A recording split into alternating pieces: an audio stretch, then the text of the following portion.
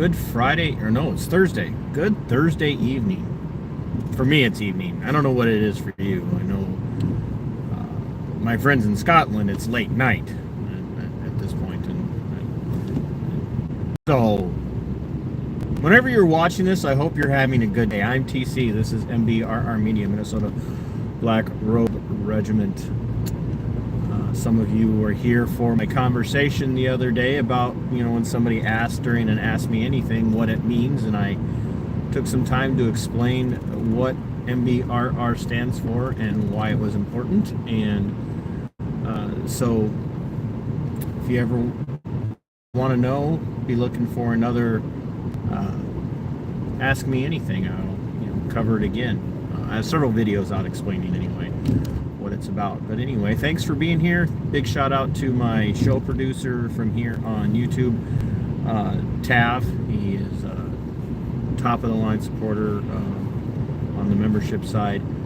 And also a big shout out to, hey Lou, thanks for being here from Scotland, all the way from Scotland, folks. And every time I think about her and her her significant other, Spliffy. By the way, if you haven't yet, go over and check out his channel. Hey Roadhog, good to see you here. Check out his channel. He does some gaming stuff there. It's pretty fun.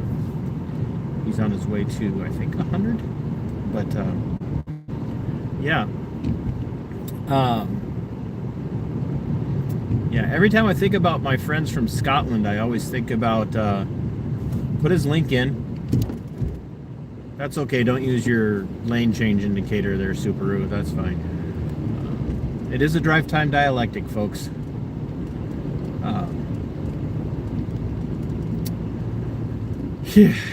Boy, it is what it is.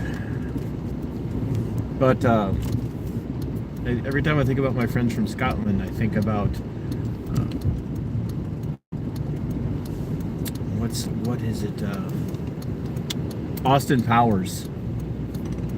Which I don't like that kind of comedy, but I always think about the scene from one of their movies. His dad is yelling at him. He yells at him, "Head, trousers, no!" Like, I don't know. "Get in my belly!" My God, the kid's head is so big it's got its own weather system.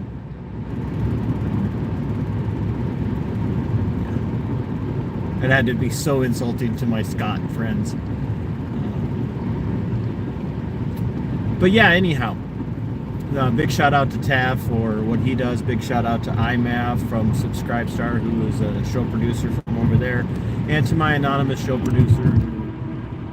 She knows who she is, but she will go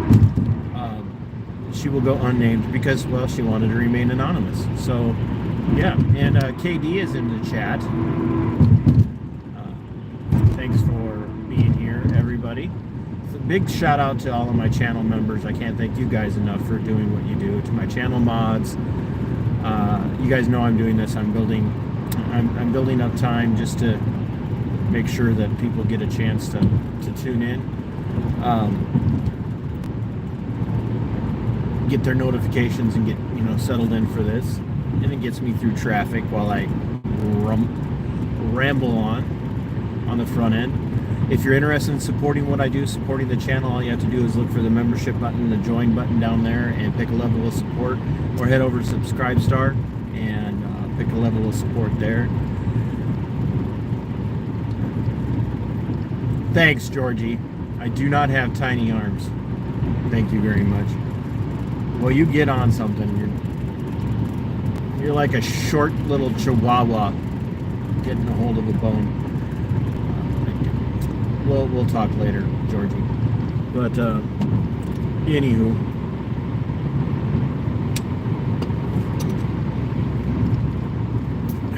so yeah, if you guys haven't yet,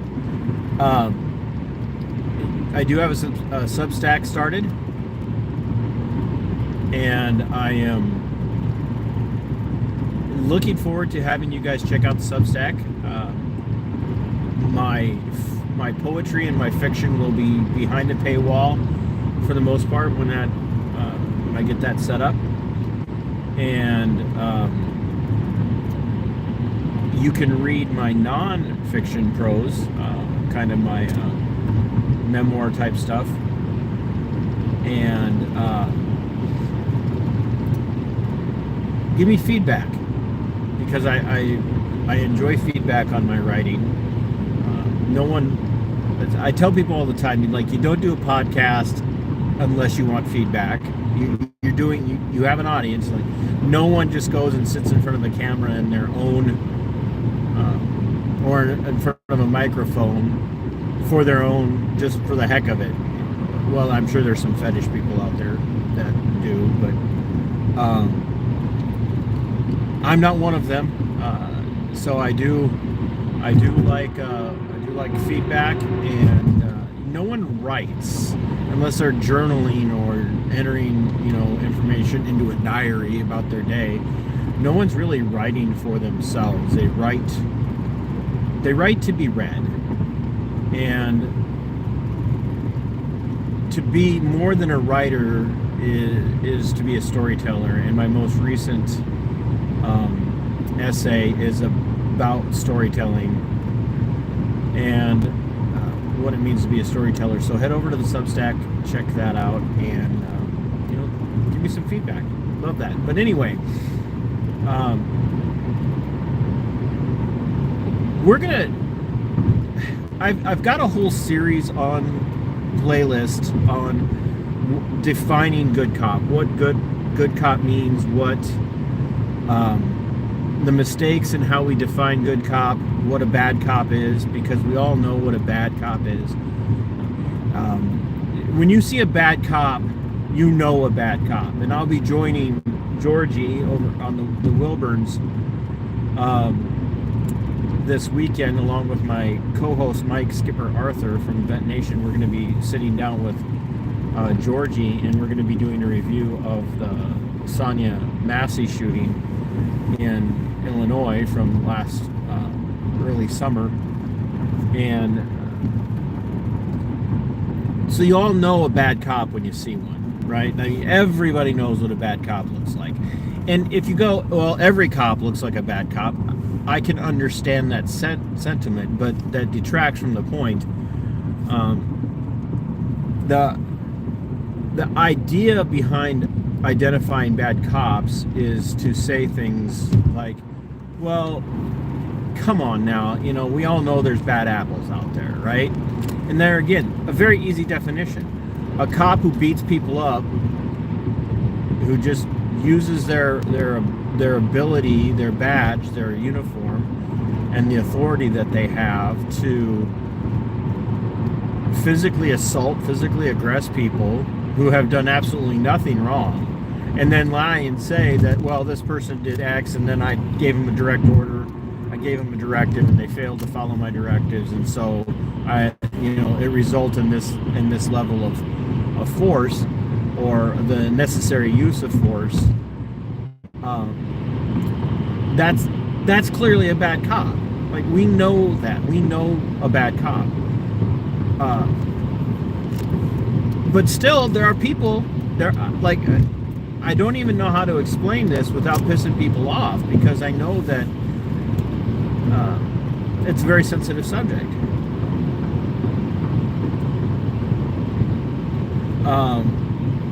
No, she's not she's my little sister, but not in the sense of familial relationships.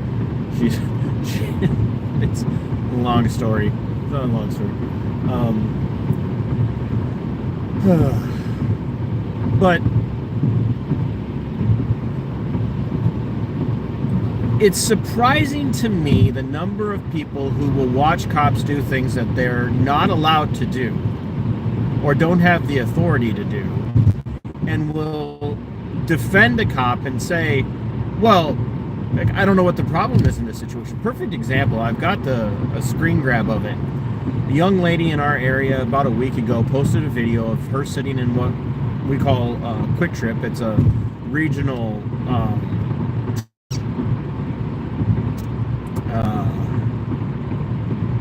It's a regional convenience store, and on the upper end of quality for convenience stores. It's like shopping at what Kroger used to be versus Food Lion for you people down south.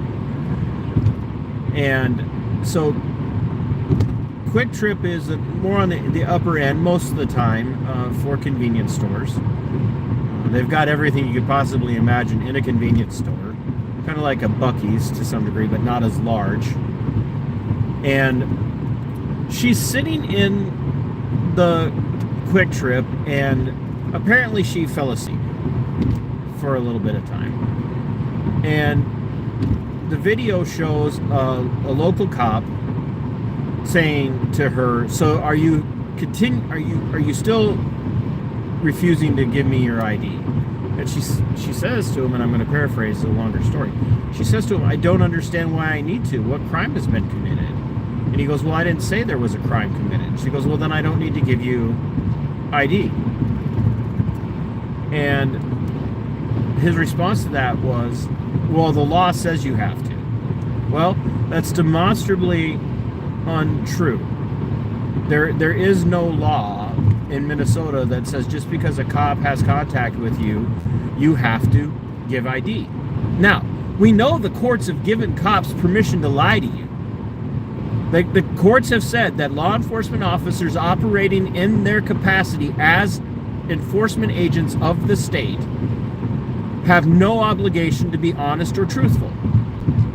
In any situation, they don't have to be honest with you about why they pulled you over. They don't have to be honest with you about what they're investigating. They don't have to be honest with you about whether or not you're even being investigated.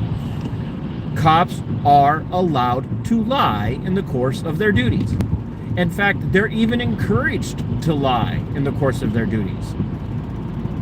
It's a standard agency practice in every agency that you never tell a subject that you're talking to why you're talking to them. And if they ask why you're talking to them, they're, "Oh, no reason. No reason. Why? Is there something I should be talking to you about?" And so there is this defense, there's this automatic built-in defense that cops do not have to be honest. But you can be charged with lying to a police officer. In every state, there is a statute or a code that makes it unlawful for you to lie to police while they're conducting an investigation. If a cop comes up and says, "Hey, we believe that you have been criminally trespassing on said property, I want your name," and you give them a false name, you can be charged with giving false name to police. If a cop says, "Well, you match the description of X, and a person matching this description was seen breaking windows at this place.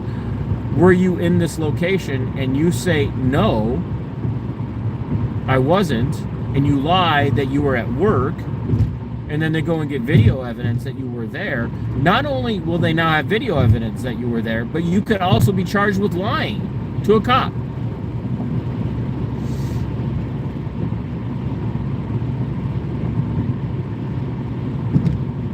And so, once again, cops, in the course of their duty, from the minute they start their day to the second that they end it, are under no obligation to be honest. So there is automatically built into wearing that uniform, putting on that badge, putting on that sidearm, automatically built in a defense of unethical behavior in the enforcement of the laws, the codes, the ordinances, and the statutes of the city, the state, the county, or whatnot. Just automatically out of the gate. And if any cop tells you, "No, that's not true," then they're lying to you. Because we can sit here, if you don't believe me, you can Google this. In the United States, court decisions allowing cops to lie in the course of their duties. And it will bring up several for you. So Chris Milkey brings up the question, what is the Brady list? So the Brady list is, for lack of better terminology, you could be Brady listed if you lie in a report, if you fabricate or falsify a report. And that means that you will,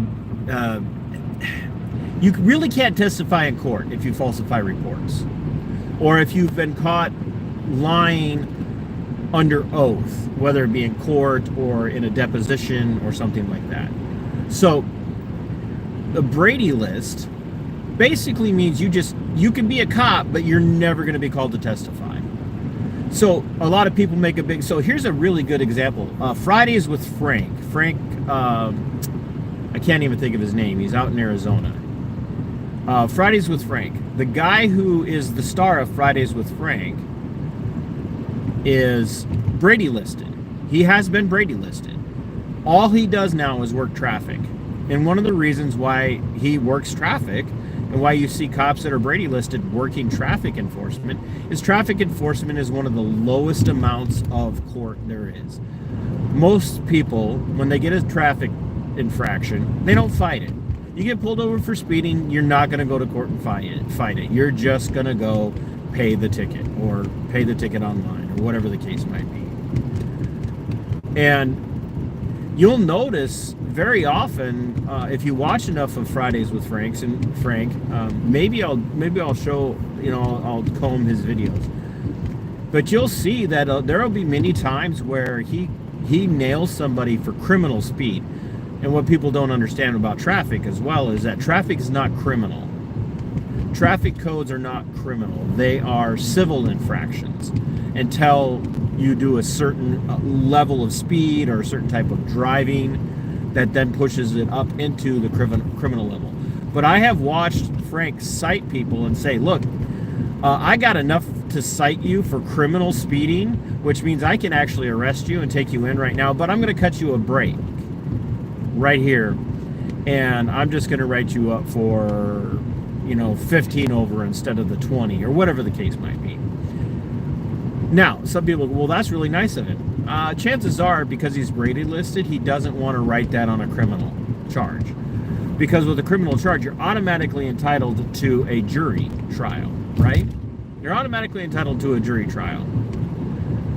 And that means he's got to testify if you take it that far, if you don't take a plea deal.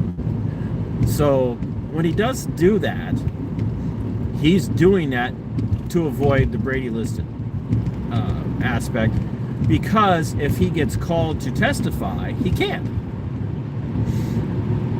So, like I was saying, we are automatically, right out of the gate, from the second a cop puts his uniform on in the morning in the United States, or her uniform on in the morning in the United States, they're automatically already operating at a capacity of unethical behavior, because they do not have to be honest. Are there any Olmsted County deputies on the Brady list? I don't know off the top of my head. I don't know about RPD either.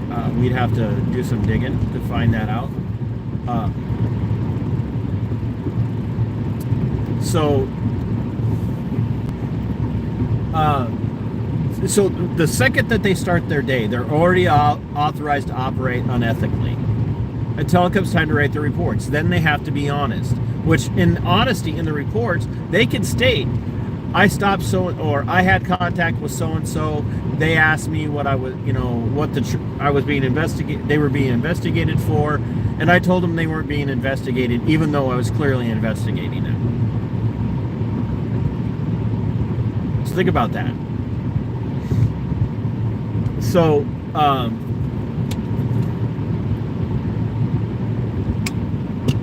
and here's the other aspect of how we define a good cop and what's good about, or why it's important. Defining good cop ultimately means you have to understand the oath that police take. Now, across the United States, in every law enforcement agency, whether it be a local municipality police department or a sheriff's office, by the way, there's no such thing as a sheriff's department. Even if they put department on their moniker, they're not a department, they're an office. The reason why that is important is because the sheriff is elected and the chief is appointed. So a police chief is appointed, which means he's a department. He's under the authority of the city that he is working for. If it is a sheriff, they're elected. They can be appointed as interim until a new election can be held if a need arises. But the sheriff is elected, which means he answers directly to the people. He does not answer to the county. He does not answer to the county board. The county board has no authority over him. The county board has no authority over his staff. They only have authority over his budget. So it's a good idea for the sheriff to play ball with the county board, the county commission, but he does not have to. Absolutely does not have to. And the sheriff is the highest law enforcement authority in any area, but he has no authority over the police departments.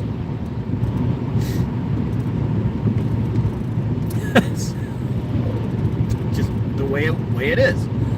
And the police department has no authority over him. And we have seen videos here in the U.S.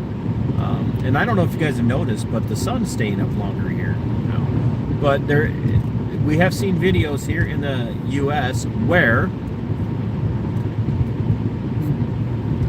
law enforcement agencies, sheriff's offices, and police departments have gotten into pushing matches over whether or not a police department can pull over and cite a sheriff's deputy for speeding while they're on duty, and vice versa. There's even been situations where local sheriffs have gone in and arrested a police chief for corruption. You're like, okay, we'll talk, like TC, there's a perfect example right there of a sheriff doing his job. Right, I'm not, but here's the kicker. Every single law enforcement agency in the United States basically swear the same oath. First, to protect the Constitution and keep and defend the Republic, and then of the United States, then they swear an oath. Part of that oath is swearing to uphold the Constitution and keep and defend the Constitution of their state. And here's the fine point, folks. This is where it really matters. This is why defining a good cop is so important. They also swear an oath to enforce all the laws of their state and of the United States of America. And you're like, well, duh, there we go. Sorry about that, guys. I don't know what happened. I went by somebody's Wi-Fi and it was messing with me, and my Wi-Fi's off. So, law enforcement officers swear to enforce all the laws in the United States and the state that they're in. Here's the problem. Many of those laws that they swear to enforce, and I know I already said it, but TC, they're law enforcement. They're supposed to enforce the laws.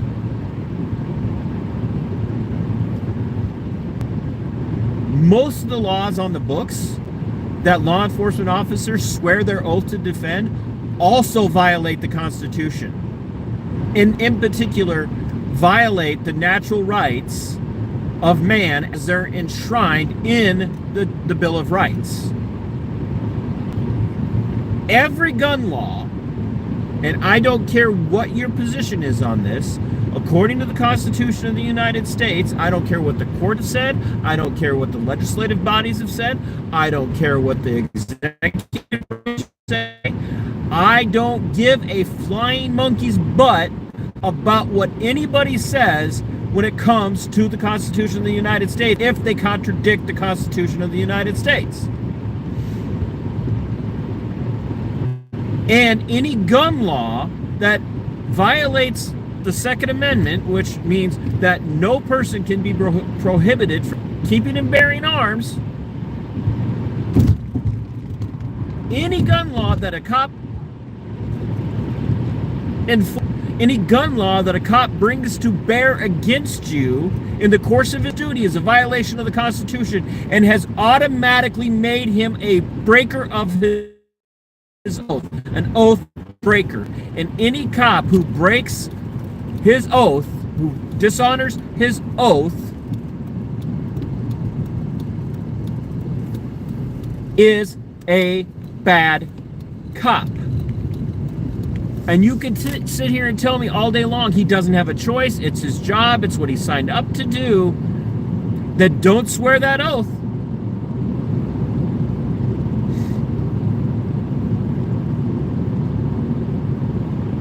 Yes, absolutely, John Witherspoon. I love that. That is really cool. That's cool. The urban conservative asked, let me ask a question. Why would we believe police with their oaths when we don't understand the treaties that were here before America was born?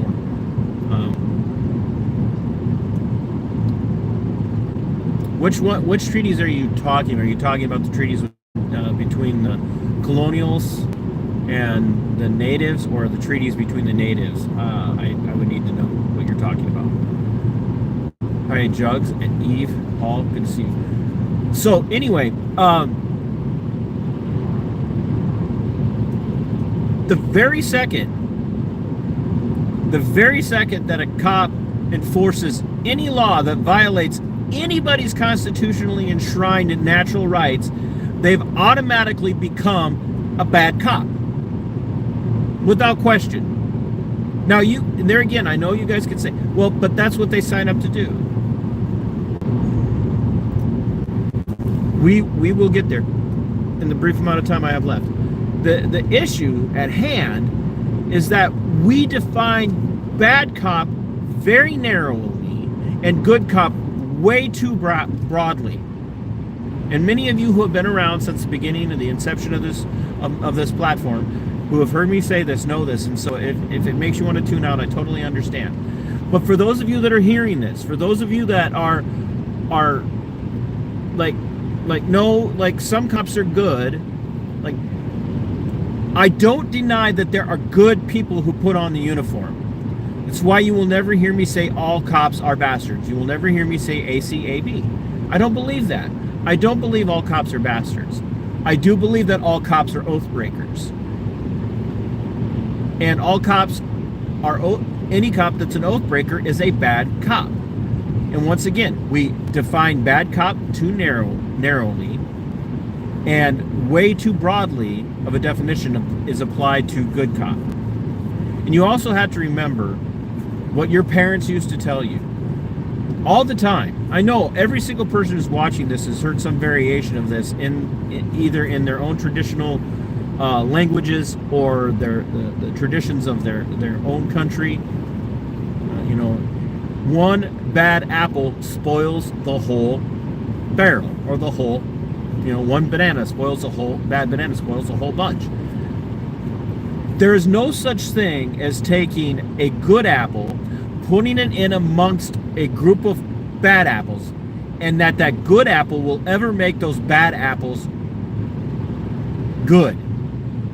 You cannot. Once the process of the corruption has begun to set in, you have no choice but to flee from the corruption, stand up to the corruption, or you will be corrupted.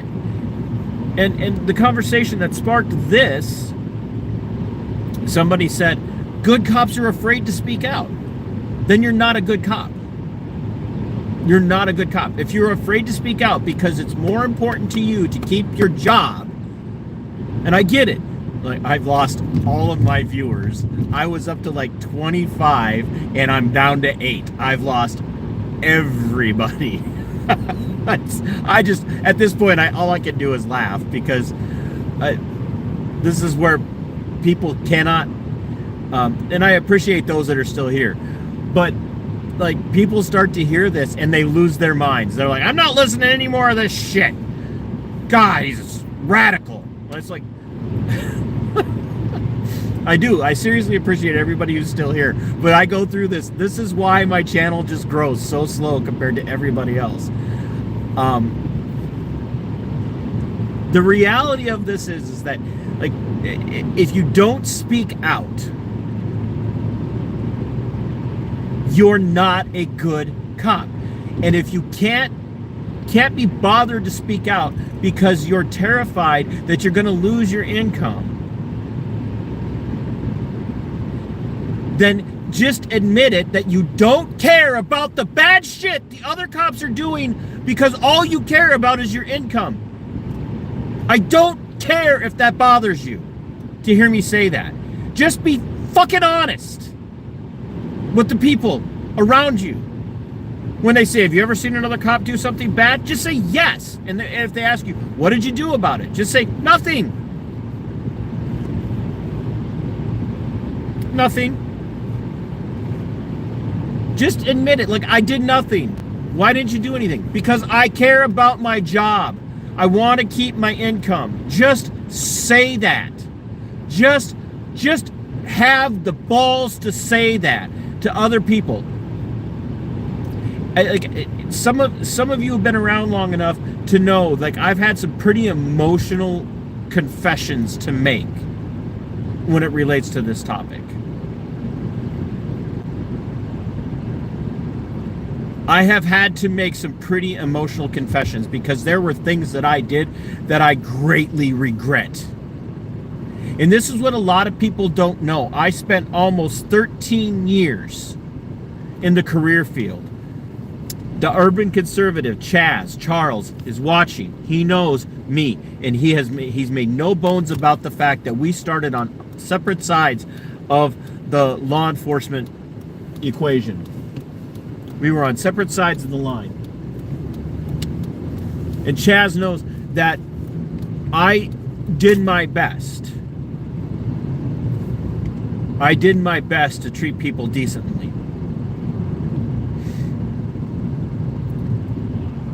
But there were still times that I violated people's human and civil rights because I was doing my job the way I was told to do my job.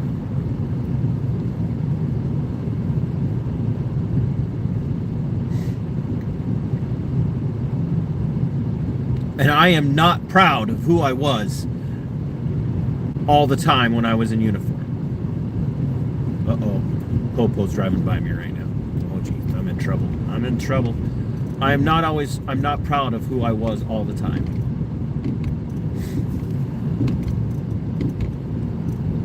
But when people look at me and say, yeah, but you don't know what it's like. You've never done the job. I don't go around advertising that I did the job all that often. I don't bring it up that much. And the reason why I don't do the job anymore is because in 2020, when I started this project, when I started this platform, when I launched this show, I kept to myself what my career was, and I watched every single goddamn cop in the United States, save for a handful of the literally thousands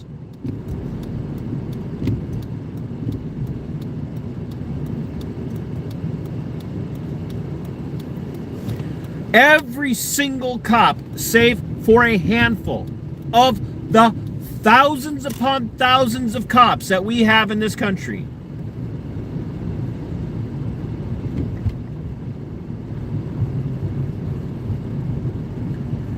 agreed to do every goddamn thing they were told to do as it relates to COVID. Every one of them. They shut down churches. They arrested moms in parks in Idaho. They arrested men on paddleboards in the ocean. I watched this play out while I went to work every day. And still was doing this show from April 25th on, talking about it. And eventually, my employer received complaints about the fact that I was talking about the lockdowns and how unconstitutional they were and how it was wrong that they were being enforced by cops across the United States. I talked about a law enforcement organization in the city of Albert Lea that arrested my friend Lisa Hansen. Some of you have heard this before. I talked about it repeatedly. I called out the actions of the city attorney, the prosecution, of Lisa Hanson. I called out what the city of Lakeville was doing to Lisa Monet Zarza and Larvina McFarquhar, and over and over and over and over again. And eventually they came for me. They threatened to charge me with criminal charges if I didn't stop.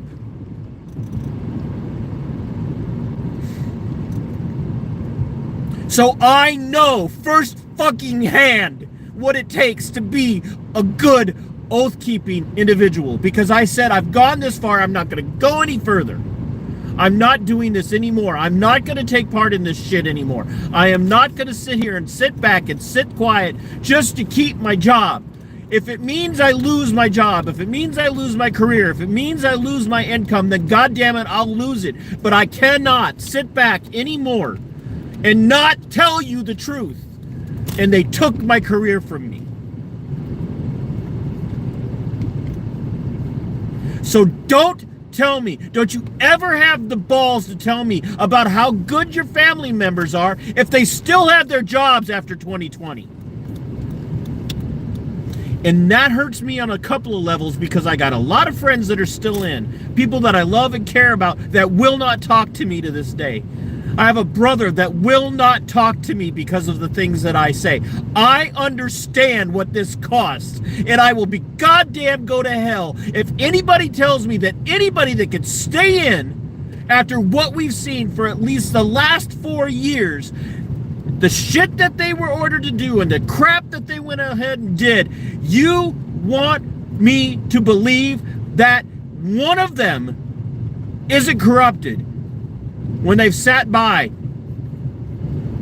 and refused to speak publicly about the shit that happened. Ashley Babbitt was shot and murdered by Lieutenant Byrd on January 6th. And all of the Republicans were outraged about that. Police, not just the FBI, police were involved in instigating the insurrection on January 6th. But that was just a few. No, they took their orders. Police opened the doors, they removed the barricades, and they let all you Trump supporters rush into the building. That wasn't because they decided to do the right thing. That was because they followed orders. They were told to incite that. There were men in the crowd and women in the crowd inciting that situation. And then the ones on the other side of the barriers were told to let those barriers down, to open those doors, because this was all mapped out, and it was cops that went along with it, god damn it.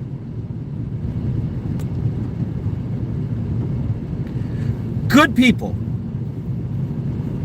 I don't doubt for a minute that they go home and they love their wives, and they love their kids, and they love their dogs, and they help little old ladies go buy groceries, and they stop and they change tires for people sometimes. And every once in a while, they'll take it easy on the person who's having a bad day. And every once in a while, they'll step in and they'll help somebody who's feeling a little bit like they want to delete themselves from life. But for the most part, they will still go along with every freaking rotten order that comes their way. They will sign off on going into a house without a warrant. Ask Pam. Do you think the people of Plainview, Minnesota think that their cops are corrupt? Ask Pam, because Pam was back the blue all the way until the blue helped take her business from her. Ask my friend Marcy. Her story I've covered, Justice for Spencer. Cops, city cops, county sheriff, the county attorney, they've all treated her like crap. They've all treated her like crap. No rights for her, no rights for Spencer, no justice for Spencer.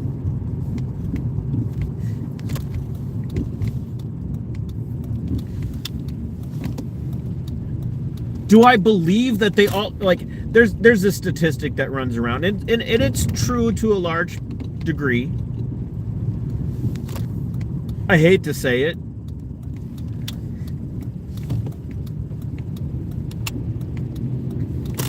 that cops do have a disproportionately higher amount of domestic assault in their marriages and their relationships. It's just true. Cops also have an incredibly high rate of infidelity. They screw like rabbits. They do. They screw like rabbits. They'll screw their partners. Like on duty. They will do things on duty with each other, like male and female, sometimes males. It's true. Women on women. They will do things on duty that'd make a blind man blush if he could see it. So cops do have a disproportionately higher amount of domestic abuse in their ranks and infidelity. There's something about the psychology of the job that eventually just causes it, leads to it. There's a lot of theories as to why.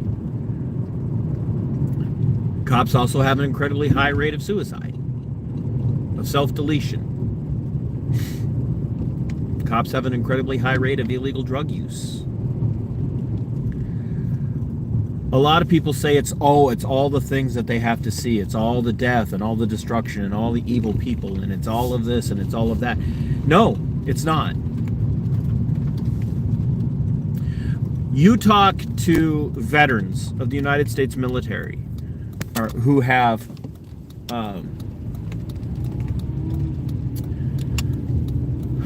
survived self-deletion attempts. And people will ask, what drove you to that? We know it was PTSD, but what drove you to that? And the answer to that is most of the time, not in every case, most of the time it's the PTSD is bad, but it wasn't the death and the destruction. It was the fact that I was taking part in something I knew was wrong. And there was no one that would listen to me when I asked the questions about what they were telling me I had to do as part of my job. I'm not making that up. I've heard this over and over and over and over and over and over and over and over and over. And it's the same exact thing with law enforcement.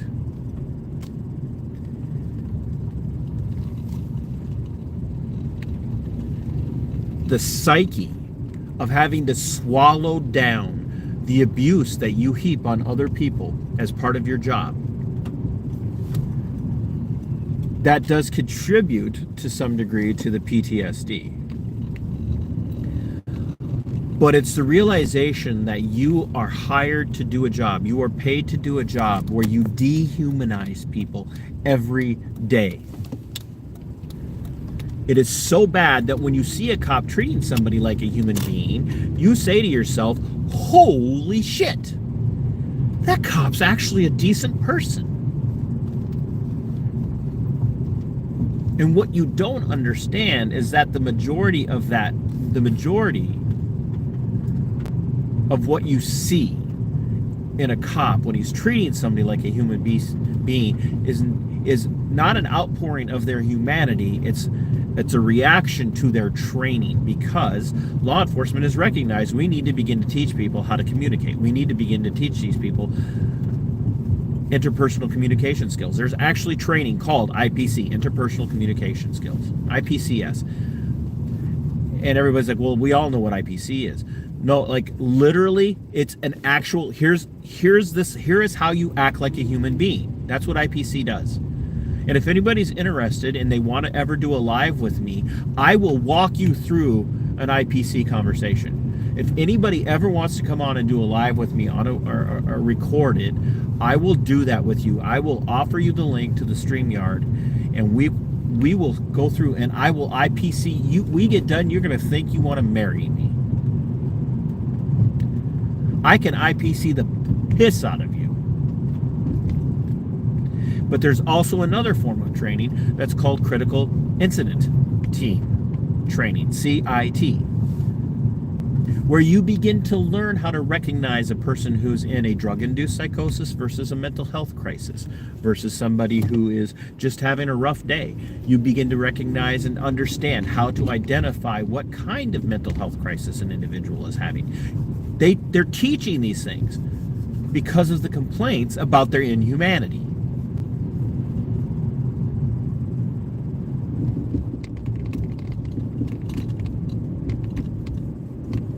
I think it's... Oh, Sarah.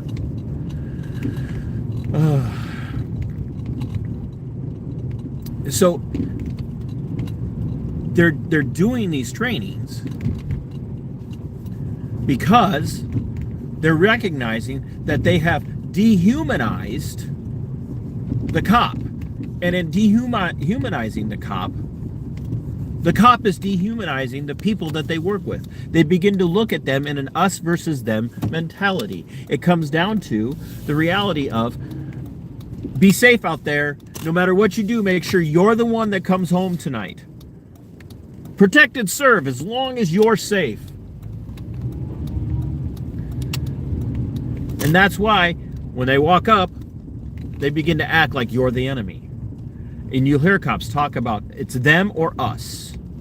It's them or us. It's them or us. It's them or us. My safety is paramount. My safety is more important. And that's what distinguishes soldiers, military members, more often than not, from law enforcement. A lot of United States military members recognize that their job is not to kill anything that appears to be a threat. It's to assess the threat and recognize that sometimes you may have to lay down your life for the greater good. And law enforcement is trained to not lay down their life for the greater good, unless the greater good is one of their fellow officers. That's the training. The training is kill or be killed. And when you hear over and over and over and over again, be safe out there, don't let this happen, don't let that happen, don't let your guard down. You have to understand that every traffic stop is the deadliest moment in your career. You have to understand that going to the door of that house could be the last moment of your life. You begin to act on edge and you begin to see everything as a threat. And when you see everything and everybody as a threat, then you begin to fail to see them as a human being. And then it becomes very important to you to not give a good goddamn about your oath, not give a damn about whether or not anybody else goes home safe as long as you go home safe. And that means when that guy opens the door and he doesn't know why you're there and you say, sir, we're here because we have a red flag order on you. We're here to take your guns, and the guy reaches over and grabs something, you immediately assume he's going to shoot you, and so you blow him away.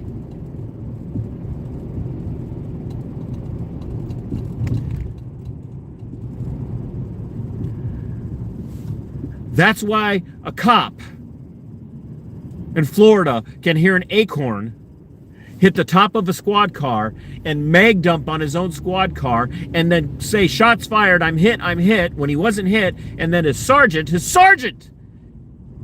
supervisor mag dumped on the same car. It's why Airman Roger Thorson in Florida, answering the door because he had no idea who was there, comes to the door in his apartment building, in his apartment, with the firearm in his hand pointed at the ground, and the cop immediately shot him. It's why Sonia Massey in Illinois can be clearly in a mental health crisis, that any cop that had any shred of humanity left in them could see that and then hear her say, I rebuke you in the name of Jesus, and not say, you do that, and I'll shoot you in your head. And then proceed to shoot her in the head. See, the cop who killed Sonia Massey wasn't the only bad cop on the scene. His partner was a bad cop. And you want to know why?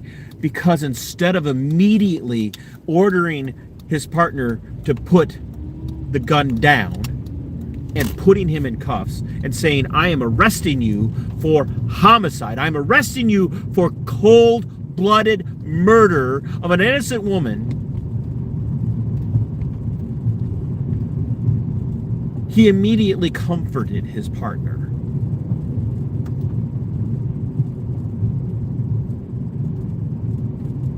Because cops have lost their humanity, because it's been beat out of them by the system.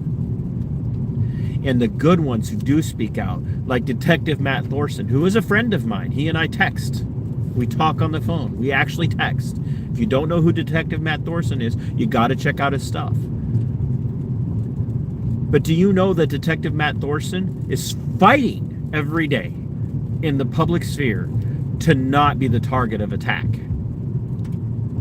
Because there are cops out there calling him out, threatening him behind the scenes.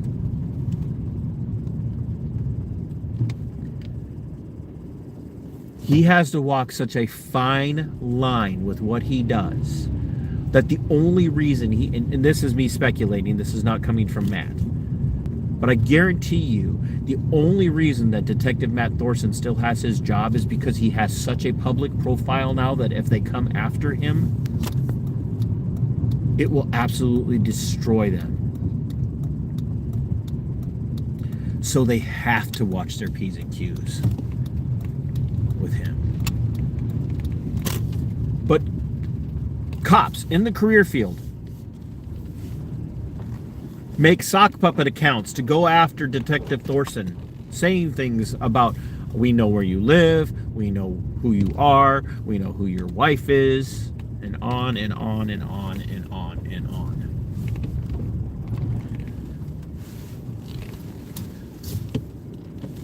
And so the good cops that are out there, and they're very rare, are the ones who speak out.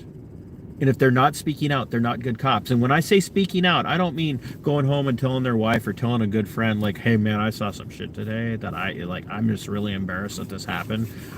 And the person goes, are you going to say anything? And like, I can't say anything. I'll lose my job. That's not a good cop. The good cops are the ones that are willing to put their careers on the line to be the whistleblowers. And they're the ones that will say, I violated people's rights. I'm not going to do it anymore, and I'm ashamed.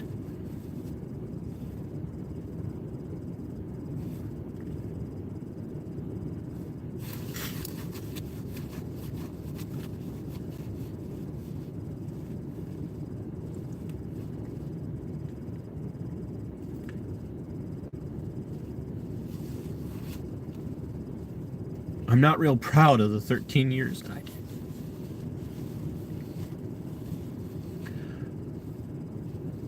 I'm not real proud of who I was and what it did to me.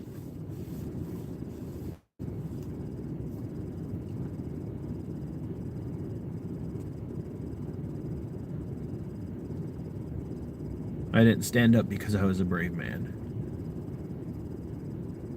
I stood up because I just became the guy who couldn't take it anymore.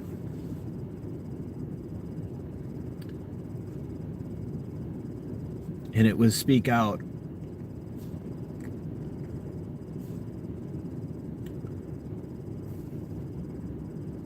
Or the cognitive dissonance was going to destroy me. And I'd be a shell. So when you tell me that there's a lot of good cops out there, and the majority of them are good, I'm going to ask you to give me a definition of how you define what a good cop is. Because I've already established the parameters of what a good cop is. I know a good cop when I see him. They're harder to spot. Or they're easy to spot. They're harder to find.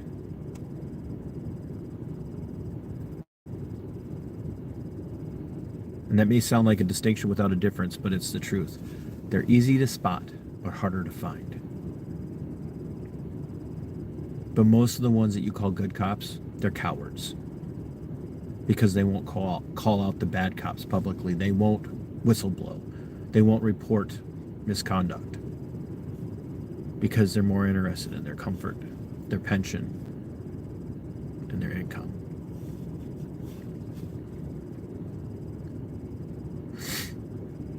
Oh, thank you. I know who you are, Phoenix.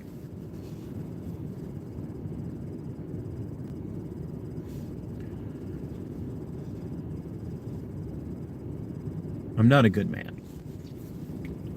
I haven't been a good man for a very long time.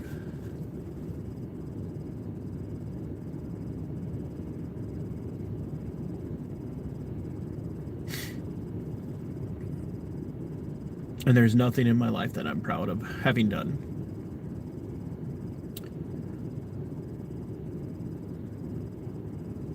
I'm proud of my kids because they are far better people than I will ever be.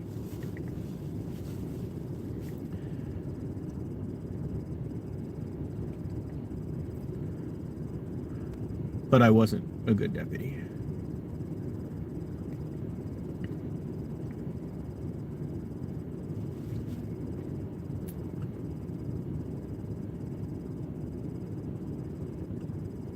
Because I won't put that moniker on myself when I've just told you that every cop breaks their oath. Every deputy breaks their oath. Every member of the law enforcement community breaks their oath repeatedly.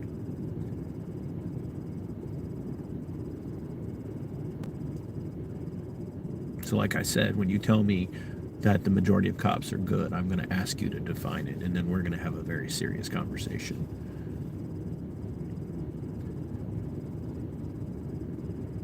And then when we walk away from that conversation, if you can't be my friend,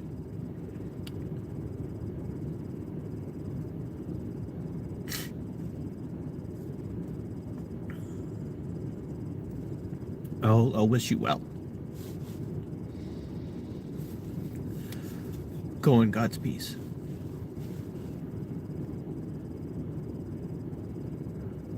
But I will literally pray for you to be so uncomfortable with the information that I shared with you that you will get no rest for the rest of your life.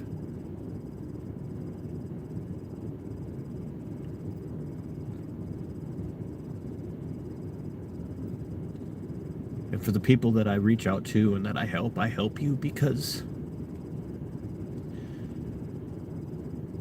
while I don't believe in penance,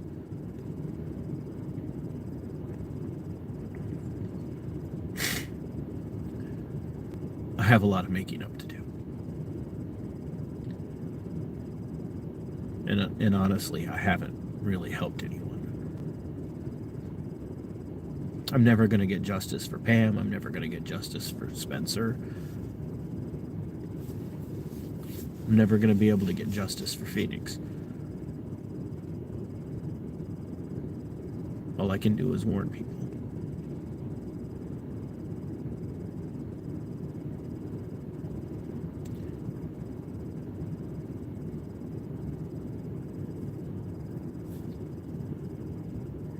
And hope that I can wake other people up.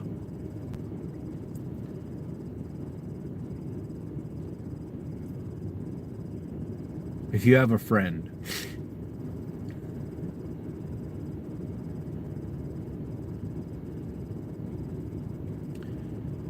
who needs to hear this,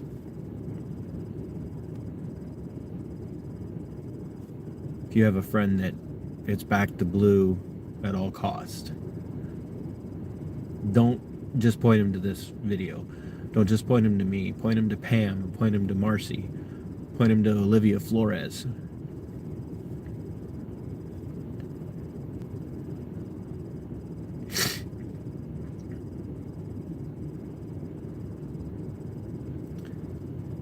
And teach him the phrase back to blue until it happens to you. Because sadly, most of the time, that's what it takes. Something bad has to happen to them at the hands of law enforcement to open their eyes. And I don't want that to happen. Not to one more person that I know or can help.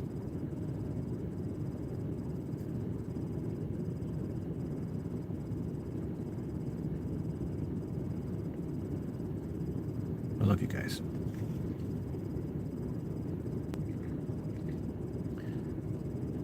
Get out there and fight.